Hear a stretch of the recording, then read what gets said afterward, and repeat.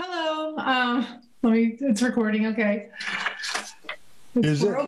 We're calling this meeting to order at 34 minutes late because of user error with Zoom, my error. And then we were locked out and punished.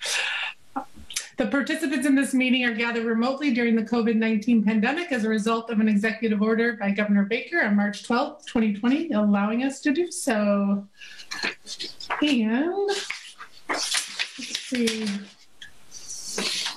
We have some minutes to approve. Thank you, Councillor Flood, for your beautiful minutes. I have no comments. I would make a motion to approve the minutes. I would second that. And all in favor? JP? Aye. Erica? Aye. And I am in favor. Thank you. So the minutes are approved. Can we just, sorry, if I may say, clarify? just very thorough job. Very thorough. Can I just clarify, we're approving minutes from the 128? Was for Thank you. 128. We're approving the minutes from the January 28th, 2021 meeting. Thank you very much. And are there any members of the public that want to speak to anything that's not on the agenda? Okay. I don't see anyone there. I don't see yours, Matt.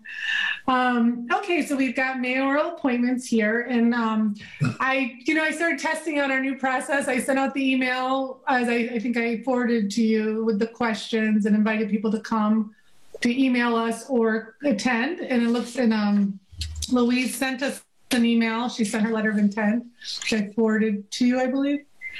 Yep.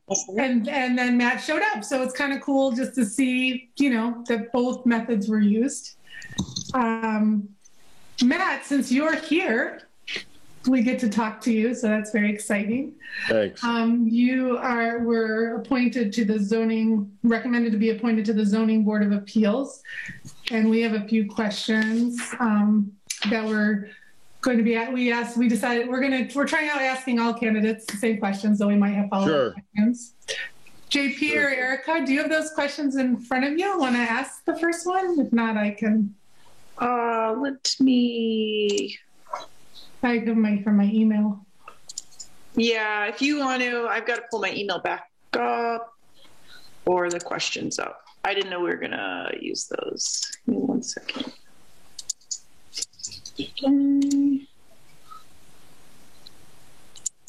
Bear with me. Mm-hmm.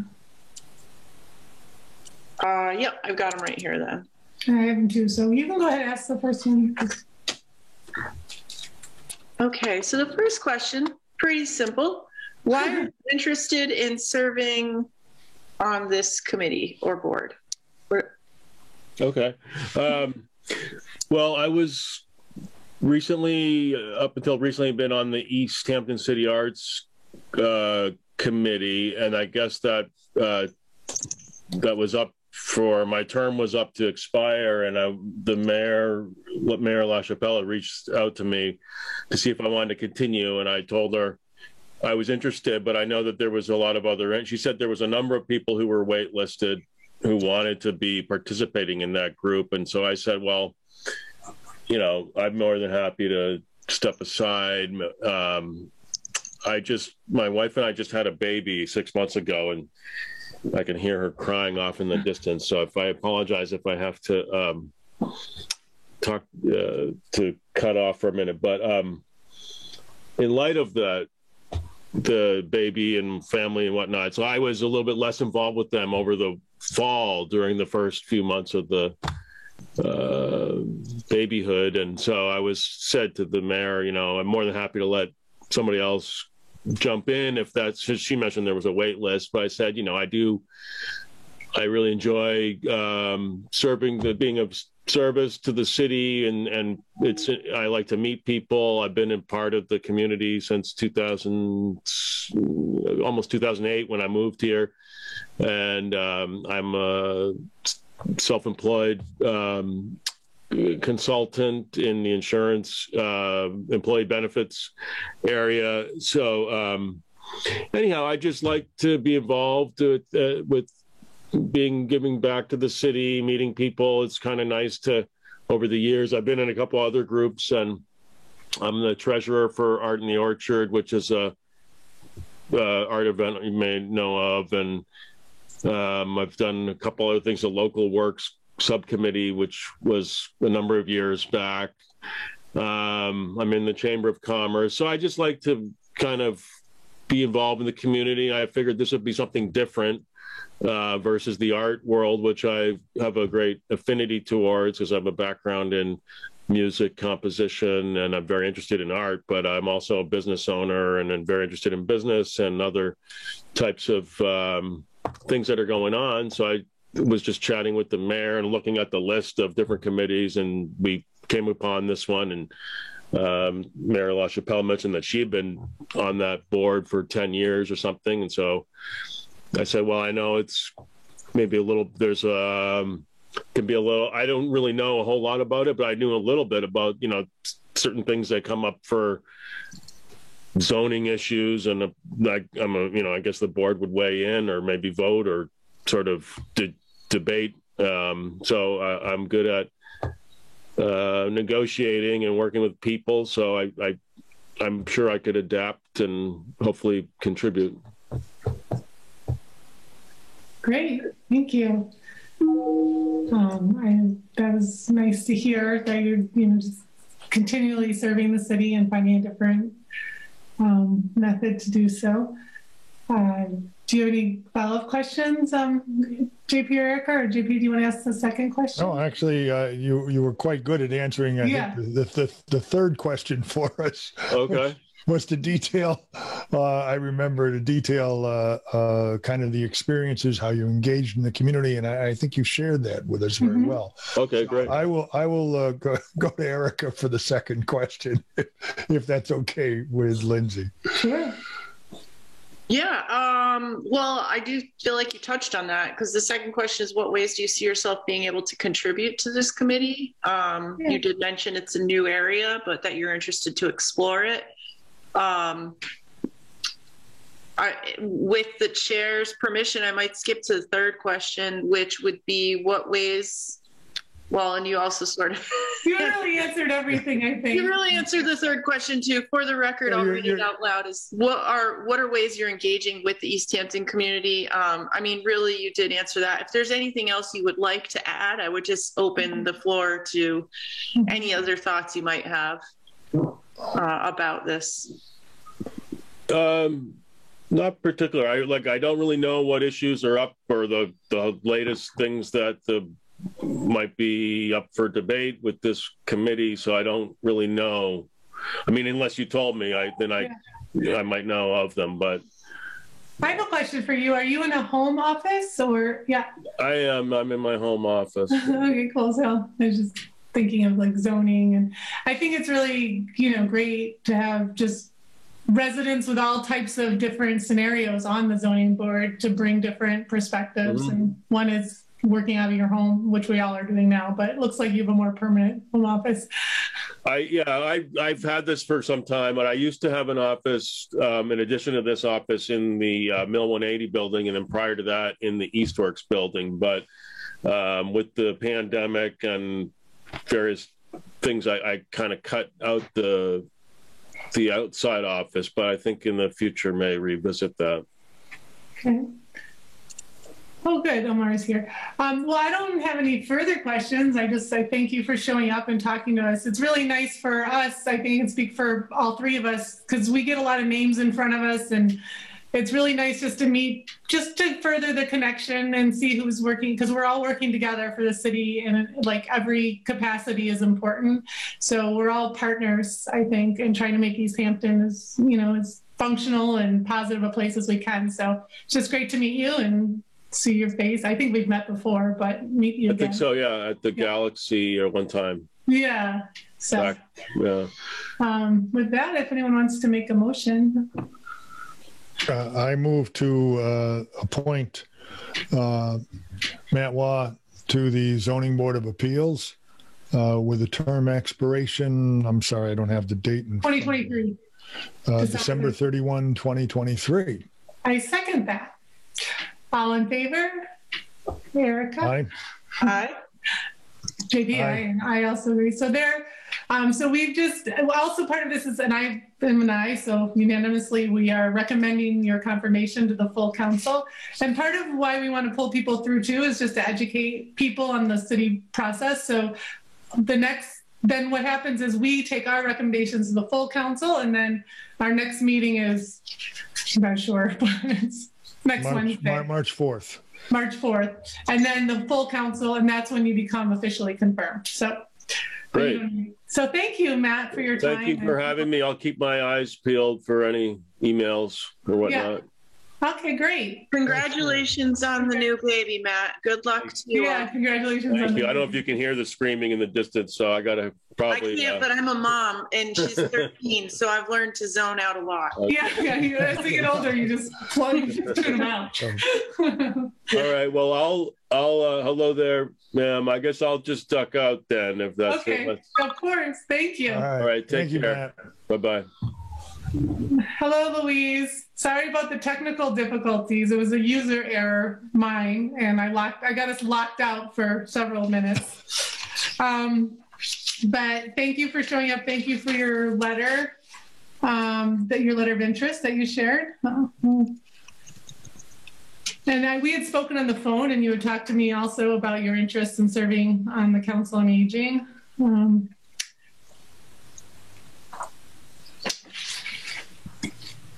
You already answered most of our questions, but we could, I don't know if anyone has, our first question is, why are you interested in this committee, which you answered in your letter of intent? Do you feel that all the questions are answered in the letter? And do you have any further questions, Councillor Flood and Councillor Kwasinski? I don't have further questions, but I just wonder if Louise had anything she'd like to add, because she did take the time out of her day to come here to see us. So I would, with your permission, open the floor to Louise to just add anything she would like. I'll just make a note that Louise is currently muted in case she doesn't know that. It's the quote of the year. It's a quote of the year. No. Absolutely. You are completely up with the time, in with the times. I've got a kind of long list that I don't really feel the need to bore you with unless you want more details of my engagement with the East Hampton community or something like that. I just don't know. It's up to you. Well, I think, I've seen you at a lot of events. I know how engaged you are. I've seen you interacting online, and I've seen you at events of the Council on Aging, in fact. Seems like, why not have an official space at the table for your contributions? Do any other, and we're happy to see you here. Eric or JP, or? I certainly was just happy to see in your letter that you had an expanding level of ideas for the Council on Aging. And so I look forward to that, and really am excited to be able to have you join formally. Thank you. So with that, I would make a motion to how do we do it? A motion to appoint. Recommend the appointment of Louise Jacobs to the Council on Aging with a term expiring December 31st, 2022. Second. 2023. Is it? Oh, no, you're right. 2022. You're right. Okay. Yep. Great. And that was seconded by JP? Yes. And so roll call, JP? Yeah, aye. Aye. Sorry, Erica? Aye. And Lindsay, me, aye. So unanimously, we're recommending your confirmation to that Council on Aging, to the full council, which will be voted on March 3rd. 4th. I believe. Well, no, the second's a Tuesday. So is it a Tuesday? I apologize. I had the 4th on the brain for a Wednesday. It is the 3rd. You are right. Okay. Anyway, we told poor Matt. Right. So that's the process. That's where you move along next. So we're happy that you showed up, and just want to educate you on the whole process, how you move through, and then you'll be contacted after that meeting. All right.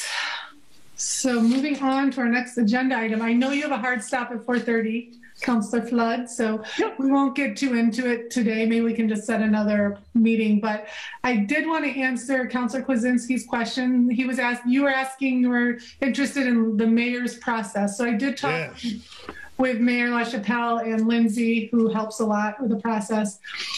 And because there's nowhere in our charter that requires an application or a letter of intent, she does not like to require it on her end. The reason why, she said, is that sometimes she's just talking to people on the phone and they're just like interested, and she doesn't want to create any barriers to people getting involved. And she said when she's looking for people to be on a board or committee, it's not really that they have specific skills in that area. Like, you know, Matt said he doesn't really know what's going on in the zoning board, but she said it's more about, she thinks about who's on that committee or board, and she wants those committees and boards to look like East Hampton. So for example, like on the zoning board, she would want to make sure there's not only property owners, but renters, because you know, they would have a different perspective. So she kind of looks just to widen the perspective of any council or board. And if they turn in an application or letter, you know, she's happy to take it and she'll pass it on to us. But she doesn't want to require it. Just because if she's talking to someone in the street and they're excited, she just wants to like pull them in. So, but I did ask her, and they did send us this time, and I forwarded them to you. I don't know if you printed them out that time, but I said we do need unredacted so we can at least reach out and find out more information. And so she said that she would definitely pass on their contact information to our committee, the unredacted. So that's kind of where that's at. So there might not be a resume or letter, and there may or may not be. So I guess if there wasn't, I would think it would be important to be able to have some information on the individual, the application. So resume, a letter, but there is an application, you said, right? Yeah, there is an application, but she said even that is not required. And she said she gets pushback from the clerk sometimes where she said it's not anywhere in the charter. There's no legal reason. So she'll ask them for it, but she said, and usually, you know, we've gotten the application, but she said sometimes they fill it out for them. Like, you know, not orally, like they take the information and put it down for us. But if we continue with our process of asking the questions that we're asking, we get to those professional credentials and, you know, so, you know, she has her process, we have ours, so we can require that people either answer our questions or show up so that we can make a decision based on something.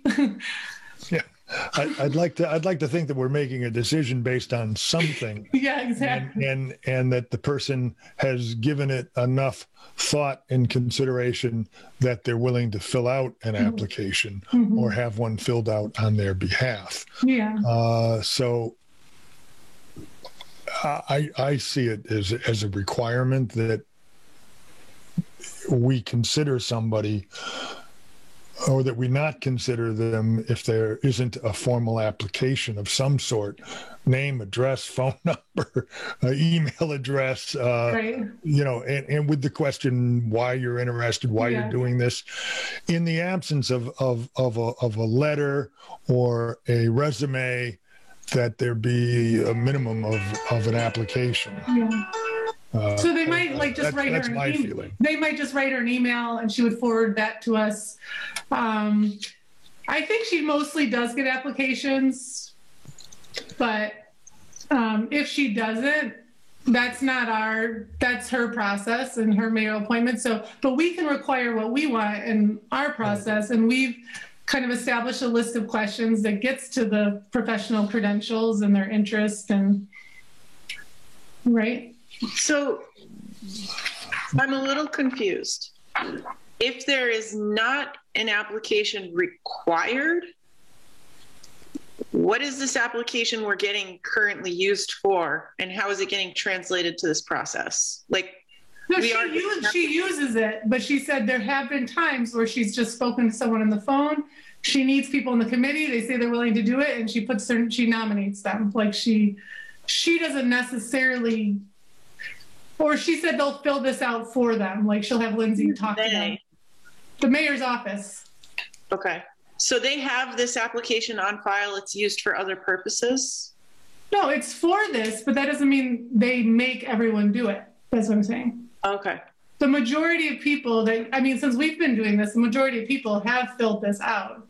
I think the majority of people do, but she said there have been cases where she's just spoken to someone on the phone or seen them in the street and they express an interest and she just, wanted to get people on that committee quickly. And so there is a form that exists, so we wouldn't be reinventing any wheel. It's used sometimes, but not all the time. So it wouldn't be a huge stretch to just make it a requirement.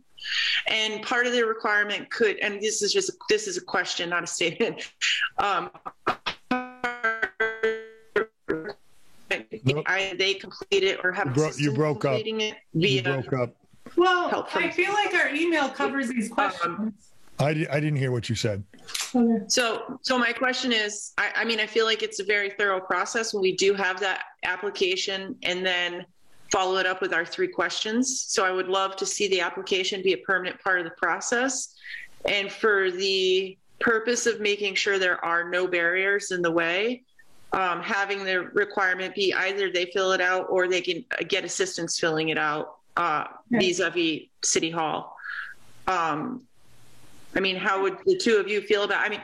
Just case in point here is we've had those. It's a smooth flow through when we've got the application, and either Lindsay can call and speak to the applicant, or at least have an email address to reach out and send. Okay, that's fine. I can just add. I don't think we can require the mayor to do anything, but we can. No, not the mayor. Not the mayor. I'm saying if the mayor will not require, then part of our rule change would be to include the application. If they've made it through the mayoral vetting, and when they come to us, if they have not yet filled out the application, then the application gets filled out. Question mark. What are thoughts on that? I'd be inclined to have a rule that says if the mayor doesn't submit either a resume, a letter of interest, or an application on behalf of someone that they are appointing, the mayor can just about assume that the committee will reject the appointment. Yeah, I can get on board with that exact wording too. Well, I don't want to say we'll reject the appointment, but we may ask the person to fill it out. I don't think we need to. I think the mayor should be taking some responsibilities here to be able to fill out an application on behalf of somebody that they want this council to consider. I don't think it's too much to require. I also think that there's a concern here that not everybody's being treated the same. Some people are filling out applications and some are not, and there's absolutely zero equity in that. To say like, oh, I ran into somebody on the street and then I gave them your name. I'm sorry, but how do I know who she decides to just toss a name and who's been vetted in another way? I don't find consistent. I don't think there's a lot of vetting on her part. The vetting comes through our area. But anyway. So. But I believe. Okay, I don't think we have to beat this like a dead horse. Like I think in most cases, 95% of cases, she's giving this application. And I think we can just say we request that at minimal you fill out this for them, or that we get this filled out. I don't care who fills it out, but that we have the information on this form. Yeah, I would agree. That we request that respectfully. So anyway, we're just still talking it through. So what's been happening is that we've been getting this letter of interest, we've been getting applications, and then it seems like people enjoy showing up. They like to be part of the process. Today, I sent an email like you don't have to show up, and they both showed up. Last week we saw people show up. So I think it's also just like we said before, like a nice way to connect. I know it's almost 4:30, so do you want to look at our calendars and just schedule the next meeting? Yes.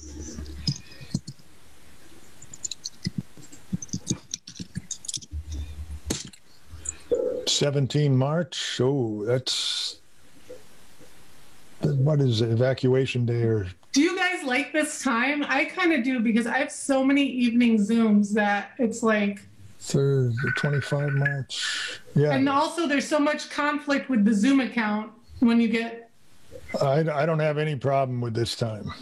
Erica? Currently, I am available on Thursdays. I mean, this week is too soon. So the 4th, I would not be available, but the 11th, 18th, or 25th, all those Thursdays, I'm currently available as far as I see. Okay. Do you want to do Thursday the 11th at 3:30?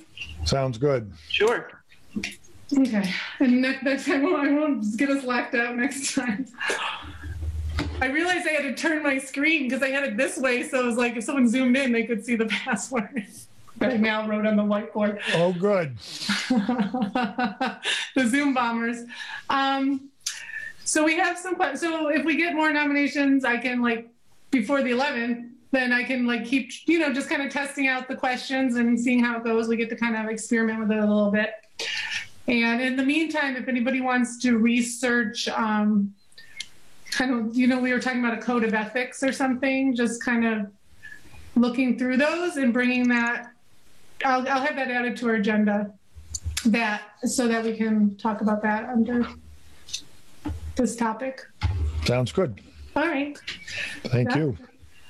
We have a meeting scheduled. Okay. Take a motion to. I just wanted to say, Omar, it would sound good to say we saw you, but Councilor Gomez. See your picture, Councilor Gomez. He's here for tech support.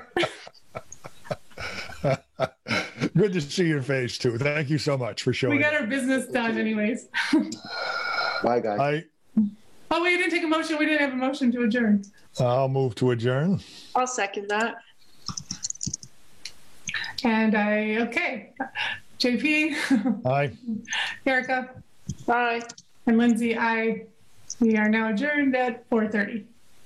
Good night. Stop recording. Have a great evening, everybody. Bye.